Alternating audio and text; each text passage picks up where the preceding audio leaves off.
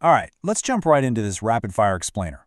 Today, we're breaking down what is easily India's most ambitious offshore exploration mission to date. It's called the Samudra Manthan scheme, and we're going to look at the core numbers and the geography you really need to know for your exams. Think about this for a second. India is actually the world's third largest consumer of crude oil. And that massive appetite, well, it leaves us with a staggering import bill. We're talking 144 billion US dollars. That's roughly 13 lakh crore rupees every single year. Obviously, that is a massive strategic vulnerability for the country. So, what's the government's answer to this problem? Enter the Samudra Manthan scheme.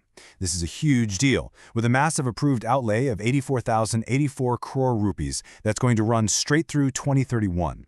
The whole point of this mission is to aggressively accelerate our domestic oil production and really push India towards that ultimate goal of Atmanirbhar Bharat. Now you might be wondering, how are they actually going to pull this off right now? Well, it all comes down to some serious structural reforms. Basically, in the past, a whopping 99% of our offshore areas were strictly restricted. They were complete no-go zones. But today, that has totally changed. Over 1 million square kilometers of our exclusive economic zone are now wide open for exploration. It's literally like flipping a switch. Okay, so let's follow the money. Where exactly is that 84,000 crore going? Well, the lion's share is targeting offshore exploration directly, specifically funding 60 deepwater wells. And here's the crucial part to understand. The government is actually stepping in to de-risk this whole process for private companies. They're going to subsidize up to 50% of the drilling costs, which is absolutely massive. Now, if you're prepping for competitive exams, you absolutely need to lock these geography targets into your memory.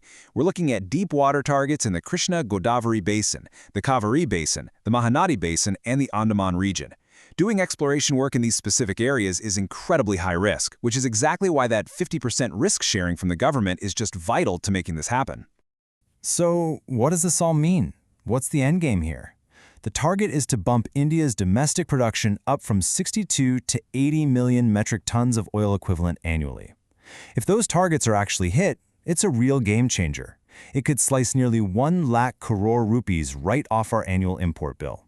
By combining advanced tech, shared infrastructure, and this massive financial risk sharing, the scheme is taking on a highly complex problem head-on.